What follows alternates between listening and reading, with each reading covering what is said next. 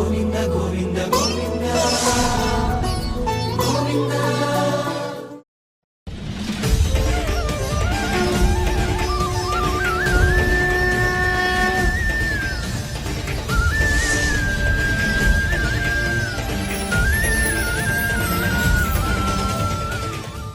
ఓం నమో వెంకటేశాయ. ఏడుకొండలవాడ వెంకటరమణ గోవింద గోవింద. శ్రీ శ్రీనివాస శ్రీ వెంకటేశ గోవింద గోవింద. కలియుగ ప్రత్యక్ష దైవం శ్రీనివాస పరబ్రహ్మ అనుగ్రహ విశేషంతో శ్రీమద్భాగవతంలో దశమస్కంధంలోని విశేషాలు యథాశక్తి తెలుసుకుంటున్నాం. నారాయణం నమస్కృత్య నరం చైవ నరోత్తమం దేవీం సరస్వతీం వ్యాసం తతో జయముదీరయేత్. సూత మహర్షుల వారు శౌనకాది మహర్షులకు భాగవత సంహిత యొక్క గొప్పతనాన్ని వర్ణించి చెబుతున్నారు.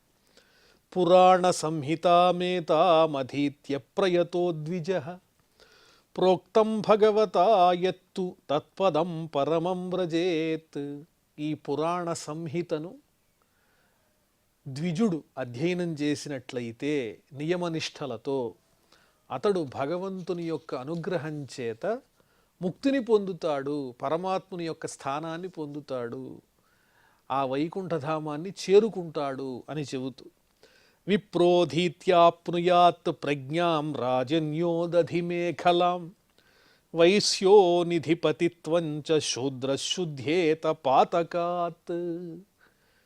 శ్రీమద్భాగవత పురాణము యొక్క ఫలశ్రుతిని వర్ణిస్తున్నట్లుగా బ్రాహ్మణోత్తముడు భక్తి శ్రద్ధలతో ఈ భాగవతాన్ని అధ్యయనం చేసినట్లయితే అతడు చక్కని జ్ఞానాన్ని పొందుతాడు. మరి క్షత్రియుడు గనక అధ్యయనం చేసినట్లయితే ఈ భూమిపై చక్కని పట్టు సాధిస్తాడు. అంటే పరిపాలనా పరంగా అతడు సముద్ర పర్యంతము వ్యాప్తమైన భూమిని పొందగలుగుతాడు. వైశ్యుడైతే ధనానికి అధిపతి అవుతాడు. మరి నాలుగో వర్ణమైనటువంటి శూద్రుడైతే సమస్తమైన పాతకముల నుంచి శుద్ధిని పొందుతాడు అని చెప్పి కలిమల సంహతికాలనో అఖిలేశ హరిరితరత్ర నగీయతే హ్యభీక్షణం ఇహతు పునః భగవాన్ అశేషమూర్తి పరిపఠితోనుపదం కథాప్రసంగై. శ్రీహరి యొక్క గుణములను గురించి వర్ణించేటువంటి శ్రీమద్భాగవతాన్ని పఠించినట్లయితే ఈ కలి వల్ల కలిగేటువంటి దోషాలన్నీ నశించిపోతాయి, కలిదోషాలు హరించుకుపోతాయి. ఇతర గ్రంథాల్లో ఎక్కడా కూడా, ఇతర పురాణాల్లో కానీ ఇంత సమగ్రంగా శ్రీమన్నారాయణమూర్తి యొక్క దివ్యమైన తత్వము అంతగా వర్ణింపబడలేదు. అంత సంపూర్ణంగా శ్రీమద్భాగవతంలో భగవత్ తత్వం అనేది అందించబడింది. ఈ భాగవతంలో అనేక రకములైనటువంటి కథాప్రసంగముల ద్వారా భగవల్లీలా విశేషాలు ఎంతో తృప్తిగా అందించబడ్డాయి. ప్రతి పదంలోనూ ఆ భగవత్ సంబంధమైనటువంటి వచనం అనే అమృతం జాలువారుతూ ఉన్నది. అంత పవిత్రమైనది, అంత మనోహరమైనది, హృద్యమైనది, ఆనందాన్ని కలిగించేది శ్రీమద్భాగవతం. తమహమజమనంతమాత్మతత్వం జగదుదయ స్థితి సంయమాత్మశక్తిం ద్యుపతిభిరజశక్ర శంకరాద్యై దురవసితస్తవమచ్యుతం నతోస్మి. ఆద్యంతరహితుడు ఆ పరమాత్ముడైనటువంటి శ్రీమన్నారాయణమూర్తి, అలాగే అన్ని ప్రాణులలోనూ అంతర్యామిగా ఆత్మస్వరూపుడై ప్రకాశించేటువంటి ఆ శ్రీమన్నారాయణమూర్తికి నేను భక్తితో నమస్కరిస్తున్నాను అని సూత మహర్షి నమస్కరిస్తూ ఆ శ్రీహరి తన మాయాశక్తులైనటువంటి సత్వ రజస్తమో గుణముల యొక్క ప్రభావంతో ఈ జగత్తుని సృష్టిస్తున్నాడు, నడిపిస్తున్నాడు, లయం చేస్తూ ఉన్నాడు. ఇంద్రాది దేవతలు కానీ, సృష్టికర్తగా ప్రఖ్యాతి పొందిన బ్రహ్మగారు కానీ, సాక్షాత్తు రుద్రుడైన పరమేశ్వరుడైనా కూడా, శంకరాదులు కూడా ఆ శ్రీహరిని చక్కగా స్తుతిస్తూ ఉంటారు. వాళ్ళు కూడా ఆ నారాయణుని యొక్క దివ్యతత్వాన్ని సమగ్రంగా తెలుసుకోలేరేమో, అంత గూఢమైనటువంటి జ్ఞానస్వరూపం ఆ పరమాత్ముడు శ్రీహరి. ఉపచిత నవశక్తిభిస్వ ఆత్మని ఉపరచిత స్థిర జంగమాలయాయ భగవత ఉపలబ్ధిమాత్రధామ్నే సుర వృషభాయ నమః సనాతనాయ.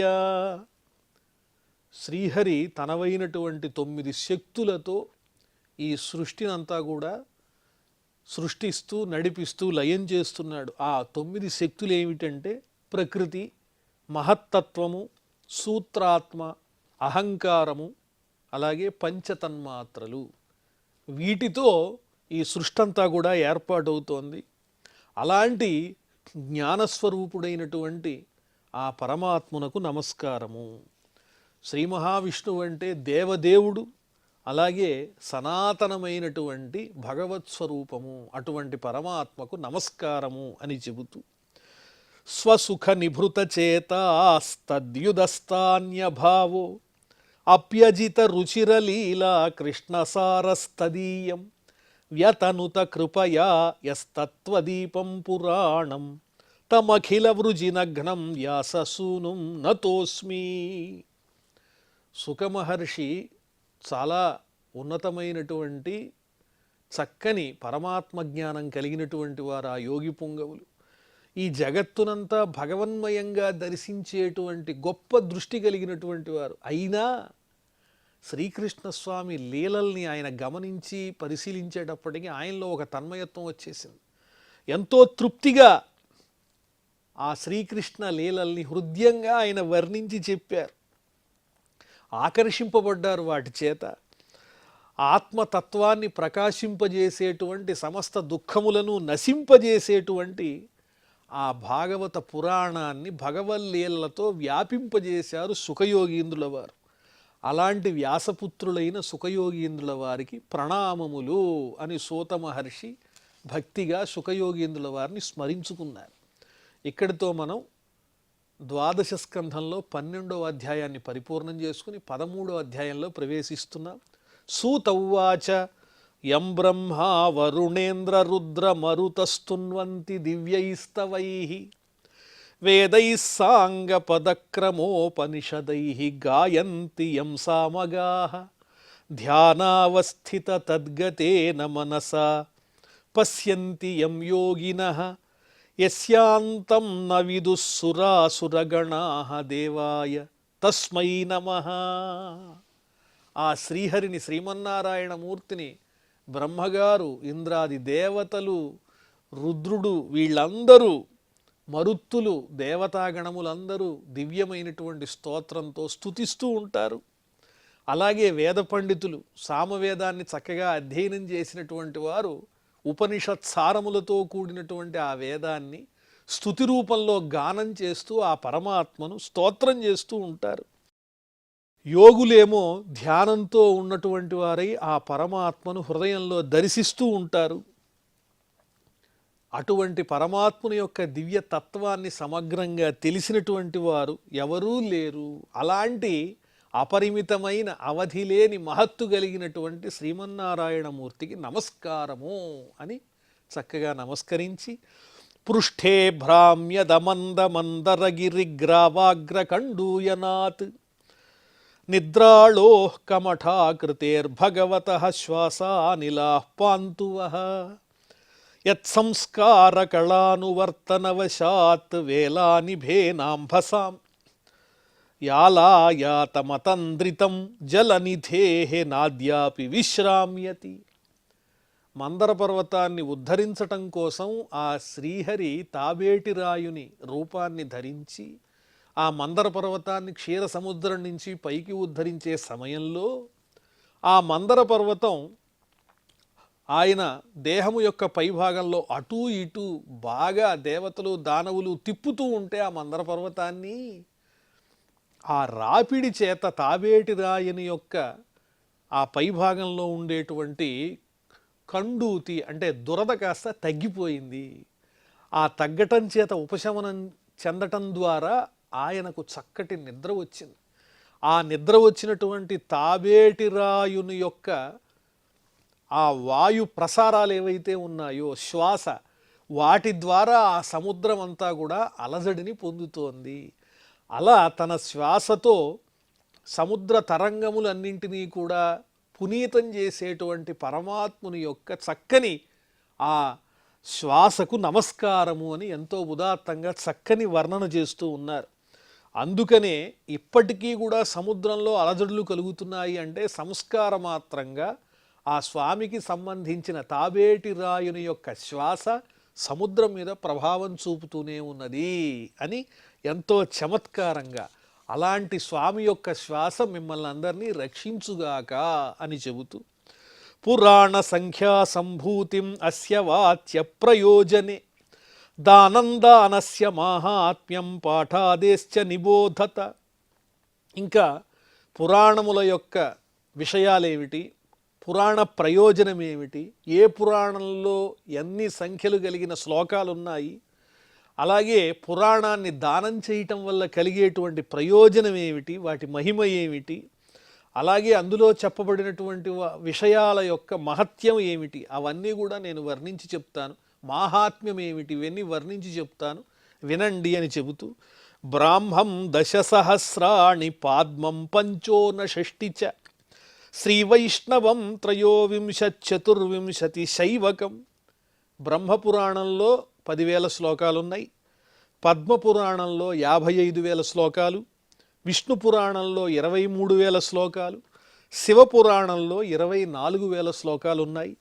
దశాష్టౌ శ్రీభాగవతం నారదం 25, మార్కండం నవవాహ్నంచ దశ పంచ చతుశ్శతం. శ్రీమద్భాగవతంలో 18,000 శ్లోకాలున్నాయి, నారద పురాణంలో 25,000 శ్లోకాలు, మార్కండేయ పురాణంలో 9,000 శ్లోకాలు, అగ్ని పురాణంలో 15,400 శ్లోకాలు ఉన్నాయి. చతుర్దశ భవిష్యం స్యాత్ తథా పంచశతాని చ దశాష్టౌ బ్రహ్మ వైవర్తం లింగమేకాదశైవతు. భవిష్య పురాణంలో 14,500 శ్లోకాలున్నాయి, బ్రహ్మ వైవర్తంలో 18,000 శ్లోకాలున్నాయి, లింగ పురాణంలో 11,000 శ్లోకాలున్నాయి. చతుర్వింశతి వారాహం ఏకాశీతి సహస్రకం స్కాందం శతం తథా చైకం వామనం దశ కీర్తితం. వరాహ పురాణంలో 24,000 శ్లోకాలున్నాయి, స్కంద పురాణంలో 81,100 శ్లోకాలున్నాయి, వామన పురాణంలో 10,000 శ్లోకాలున్నాయి.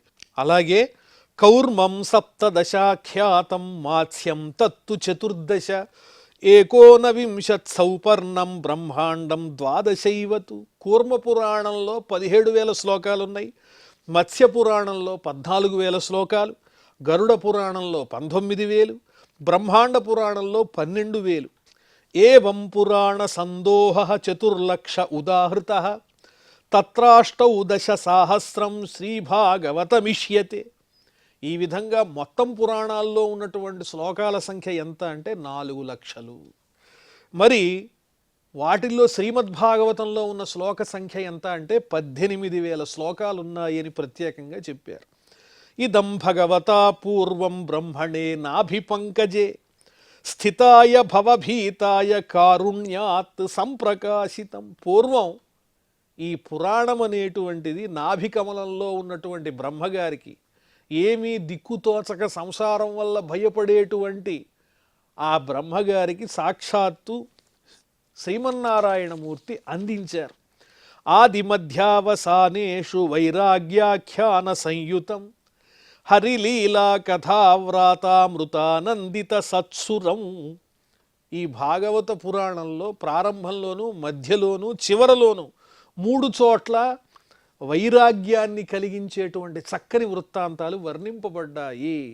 మానవులకు వైరాగ్యం కలిగినప్పుడే భగవంతుని మీద శ్రద్ధ పెరుగుతుంది. అలాగే శ్రీహరి యొక్క గాథలనేటువంటి అమృతం ఏదైతే ఉందో అది దేవతలకు కూడా ఆనందాన్ని కలిగిస్తుంది అని వర్ణించి చెబుతూ, దేవతలంటే ఎవరని, సత్పురుషులే దేవతా స్వరూపులు. అలాంటి సత్పురుషులు అనబడే దేవతలకు ఈ భాగవత కథామృతం అనేది ఎంతో తృప్తినిస్తుందని వర్ణిస్తున్నారు. సర్వ వేదాంత సారం యత్ బ్రహ్మాత్మైకత్వలక్షణం వస్త్వద్వితీయం తన్నిష్టం కైవల్యైక ప్రయోజనం. ఈ భాగవతము యొక్క ప్రయోజనం ఏమిటి అంటే ముక్తిని సాధించటమే. ఇది పఠించిన వారు, శ్రవణం చేసిన వారు ముక్తిని పొందుతారు తప్పకుండా. అలాంటి మోక్ష సాధనం ఇది. అలాగే పరమార్థతత్వాన్ని తెలియజేసేటువంటిది. సమస్తమైన ఉపనిషత్తుల యొక్క సారము ఇక్కడ ఉంది. ఆత్మ పరమాత్మ ఈ రెండిటి యొక్క ఏకత్వాన్ని తెలియజేసే ఉపనిషత్ సారమే శ్రీమద్భాగవతము అని వర్ణిస్తూ, ప్రోష్ఠపద్యాం పౌర్ణమాస్యాం హేమసింహ సమన్వితం దదాతి యో భాగవతం సయాతి పరమాంగతిం. భాద్రపద పూర్ణిమ నాడు భాగవతాన్ని బంగారు సింహాసనంలో ఉంచి దానం చేసినటువంటి వారు మోక్షాన్ని పొందుతారు అని ప్రత్యేకంగా చెబుతున్నారు.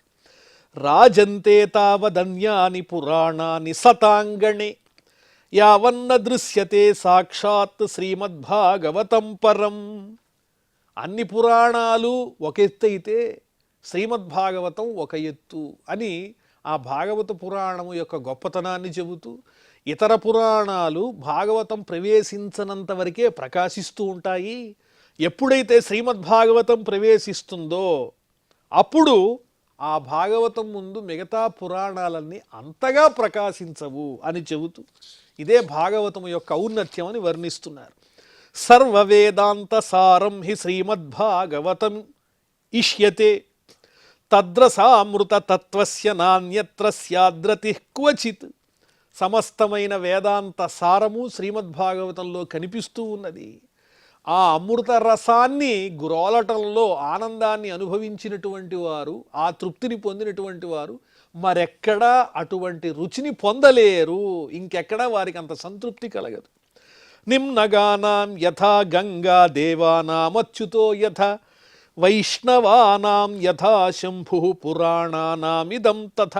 నదులలో గంగ ఎంత పవిత్రమైనదో, దేవతలలో అచ్యుతుడు ఎంత శ్రేష్ఠుడో, వైష్ణవులలో విష్ణు భక్తులలో పరమశివుడు ఎంత గొప్పవాడో, అలాగే పురాణములలో శ్రీమద్భాగవతము అంత శ్రేష్టమైనది అని వర్ణిస్తూ, క్షేత్రాణం చైవ సర్వేషాం యథా కాశీ హ్యనుత్తమ తథా పురాణ వ్రాతానాం శ్రీమద్భాగవతం ద్విజాః. క్షేత్రములన్నింటిలో కాశీ ఎంత ఉత్తమమైనదో, ఎంత శ్రేష్టమైనదో, ఆ కాశీ క్షేత్రంతో సమానమైన మహాత్మ్యం పురాణములలో శ్రీమద్భాగవతానికి ఉన్నది అని వర్ణించారు. శ్రీమద్భాగవతం పురాణమమలం యద్వైష్ణవానాం ప్రియం యస్మిన్ పారమహంస్యమేకమపలం అమలం జ్ఞానం పరంగీయతే యత్ర జ్ఞాన విరాగ భక్తి సహితం నైష్కర్మ్యమావిష్కృతం తచ్ఛృణ్వన్ విపఠన్ విచారణపరో భక్త్యా విముచ్యేన్నరః. ఈ భాగవతంలో మహానుభావులైనటువంటి పరమహంసలకు సైతము హితాన్ని కలిగించేటువంటి అద్వితీయమైన నిర్మలమైన చైతన్య స్వరూపమైన ఆ పరబ్రహ్మ చక్కగా కీర్తింపబడింది. మహానుభావులు కూడా ఈ శ్రీమద్భాగవతాన్ని చదివితే వారు ఎంతో సంతోషిస్తారు. దీంట్లో వైరాగ్యం ఉన్నది, భక్తి ఉన్నది, ఆత్మజ్ఞాన స్వరూపం ఉన్నది. అలాగే కర్మల నుంచి నివృత్తి పొంది నివృత్తి మార్గంలో ఎలా ఉండాలో అర్థమయ్యేలా తేలికగా ఆవిష్కరించబడింది. దీన్ని భక్తిగా ఎవరైతే శ్రవణం చేస్తారో, పఠిస్తారో వాళ్ళు తప్పనిసరిగా ముక్తులవుతారు, మోక్షాన్ని పొందుతారని చెబుతున్నారు. కస్మయ్యేన విభాసితో యమతులో జ్ఞాన ప్రదీప పుర తద్రుద్రేణ చ నారదాయమునయే కృష్ణాయ తద్రూపిణ యోగీంద్రాయ తదాత్మనాథ భగవద్రాతాయ కారుణ్యతః తచ్చుద్ధం విమలం విశోకమమృతం సత్యం పరం ధీమహి. శ్రీమద్భాగవతం అంటే సాటిలేనటువంటి జ్ఞాన దీపము, జ్ఞానజ్యోతి. ఇలాంటి చక్కటి శ్రీమద్భాగవతాన్ని సాక్షాత్తు శ్రీమన్నారాయణమూర్తి బ్రహ్మగారికి అందించారు. ఆ బ్రహ్మగారు నారద మహర్షికి అందించారు. ఆ నారద మహర్షి ఏమో వ్యాసుల వారికి అందించారు. ఆ వ్యాసుల వారు సుఖయోగేంద్రుల వారికి అందించారు. ఆ సుఖయోగేంద్రుల వారు పరీక్షిన్ మహారాజుకి తెలియజేశారు. శుద్ధస్వరూపుడు, స్వచ్ఛమైనటువంటి వాడు, శోకరహితుడు, అమృతస్వరూపుడు. అలాంటి పరమ ప్రయోజనాన్ని అంటే ముక్తినిచ్చేటువంటి ఆ శ్రీమన్నారాయణమూర్తిని ప్రార్థిస్తూ ఉన్నాను. ఆయనే దీని యందు సంపూర్ణంగా వర్ణింపబడ్డాడని చెబుతున్నారు సూతుల వారు. నమస్తస్మై భగవతే వాసుదేవాయ సాక్షిణే య ఇదం కృపయా కస్మై వ్యాచచక్షే ముముక్షవే. సమస్త కర్మలకు, సమస్త జగత్తుకు, ప్రాణులకు అంతటికీ సాక్షిభూతుడైనటువంటి ఆ శ్రీమన్నారాయణమూర్తి వాసుదేవునకు నమస్కారము. ఆయన ఈ శ్రీమద్భాగవతాన్ని శ్రీమన్నారాయణమూర్తి ముముక్షు అయినటువంటి బ్రహ్మగారికి అందించారు, ఉపదేశించారు. యోగీంద్రాయ నమస్తస్మై శుకాయ బ్రహ్మరూపిణే సంసార సర్పదష్టం యో విష్ణురాత ముముచత్. సంసారమనే సర్పంచేత కాటువేయబడినటువంటి ఆ పరీక్షిన్ మహారాజు హృదయంలో ఉన్నటువంటి వేదనను పోగొట్టి అనతి కాలంలో, స్వల్ప సమయంలోనే భగవంతుణ్ణి పొందేటువంటి మార్గాన్ని సుఖయోగీంద్రుల వారు పరీక్షిన్ మహారాజుకి చూపించారు. ఈ సంసార బంధం నుంచి, జనన మరణ చక్రం నుంచి ఆ పరీక్షిన్ మహారాజుని రక్షించారు, విడిపించారు, ముక్తి వైపు నడిపించారు. భవే భవే యథాశక్తి పాదయోస్తవ జాయతే తథా కురుష్వ దేవేశ నాథస్త్వన్నో యతః ప్రభో. ఓ పరమాత్మ నారాయణ, శ్రీహరి, శ్రీమన్నారాయణ, శ్రీకృష్ణ, వాసుదేవ, నమో నమః. ప్రతి జన్మయందు నీ యందు అచంచలమైనటువంటి భక్తిభావం ఉండే విధంగా, నీ పాదముల యందు నిశ్చలమైన శ్రద్ధ ఉండేటట్లుగా నన్ను అనుగ్రహించవయ్యా స్వామి. నీవే నాకు నాథుడవయ్యా, నేను నీవే తప్ప ఇతఃపరం వెరుగను అని ఆ సూతుల వారు శౌనకాది మహర్షుల ముందు చక్కగా ఆ శ్రీహరిని స్తోత్రం చేస్తున్నారు. నామ సంకీర్తనం యస్య సర్వపాప ప్రణాశనం ప్రణామో దుఃఖశమనః తన్నమామి హరిం పరం.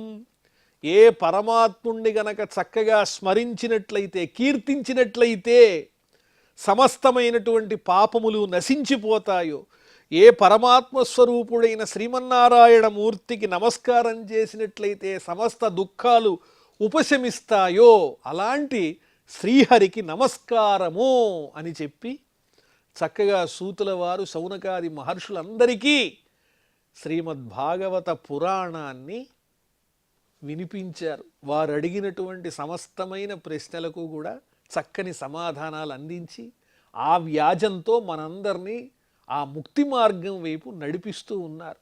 శ్రీమద్భాగవతంలో ప్రధానమైనటువంటి సారాంశం ఏమిటి అంటే, ఈ జగత్తంతా కూడా భగవన్మయమే అనే విషయాన్ని స్పష్టంగా తెలుసుకోవటమే. ముక్తిని పొందాలి అంటే మాయని దాటాలి.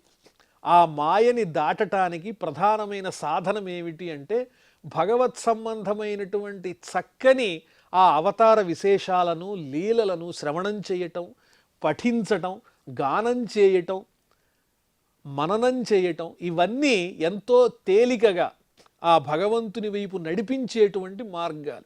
ఇలాంటి భక్తి మార్గాన్ని ఎంచుకున్నట్లయితే భగవత్ ప్రేరణచే ప్రసరించినటువంటి ఈ మాయను దాటటానికి ఒక చక్కని సాధనంగా ఆ మార్గాలన్నీ ఉపకరిస్తాయి.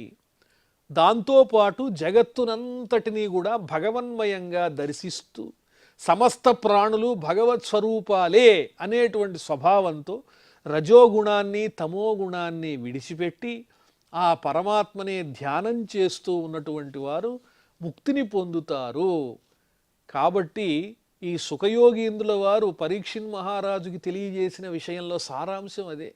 నిన్ను కాటువేయటానికి ఆ తక్షకుడెవరు, అలాగే చంపేదెవరు, మరణించేదెవరు, ఈ దేహం అనేటువంటిది నిత్యమా? కాబట్టి నేను అనేది పరమాత్మ స్వరూపము, పరమాత్మ కన్నా భిన్నమైనది ఏదీ లేదు. కాబట్టి మరణం పొందడం అనేటువంటిది చాలా స్వల్పమైనటువంటి అంశము, అది గణింపదగినదే కాదు. నాకు ఆపదొస్తోంది అనుకోవటం పొరపాటు. ఆత్మ అనేటువంటిది పరమాత్మ స్వరూపమే తప్ప వేరొకటి కాదు. కాబట్టి ఈ దేహం నశించటం అనేది ఒక వస్త్రాన్ని విడిచిపెట్టినట్టే. కాబట్టి ఆ ఆత్మజ్ఞానాన్ని, ఆత్మ సాక్షాత్కారాన్ని పొందినటువంటి వారికి జనన మరణములు లేవు అనే సారాంశాన్ని ఈ భాగవత పురాణ రూపంలో కృష్ణుని యొక్క లీలామృతాన్ని వర్ణించటంతో పాటుగా సుఖయోగీంద్రుల వారు పరీక్షిన్ మహారాజునకు సమగ్రంగా వివరించి చెప్పారు. దానివల్ల ఆ మహారాజు ముక్తుడయ్యాడు. అలాగే మనందరం కూడా ఈ శ్రీమద్ భాగవతాన్ని చక్కగా శ్రవణం చేసి పఠించి ఆ శ్రీకృష్ణ స్వామి శ్రీమన్నారాయణమూర్తి అనుగ్రహానికి పాత్రులమయ్యాం. ఇలాంటి చక్కని భాగవత పురాణాన్ని అందించినటువంటి మహర్షులకు, వ్యాసాదులకు, సుఖయోగీంద్రుల వారికి, వీరందరికీ ప్రణమిల్లుతూ ఈ కార్యక్రమాన్ని మనం పరిసమాప్తం చేసుకుందాం. అలాగే ఈ భాగవతానికి సంబంధించినటువంటి ఫలశ్రుతిని కూడా మనం తెలుసుకుందాం. ప్రస్తుతం ఈ కార్యక్రమానికి పరిసమాప్తి పలుకుతూ క్షమాప్రార్థనాదులతో ఆ పరమాత్మను చక్కగా ప్రార్థిద్దాం. అథ క్షమా ప్రార్థన యదక్షరపదభ్రష్టం మాత్రాహీనంచ యద్భవేత్ తత్సర్వం క్షమ్యతాం దేవ నారాయణ నమోస్తుతే. శ్రియః కాంతాయ కళ్యాణ నిధయే నిధయేర్ధినాం శ్రీవేంకట నివాసాయ శ్రీనివాసాయ మంగళం.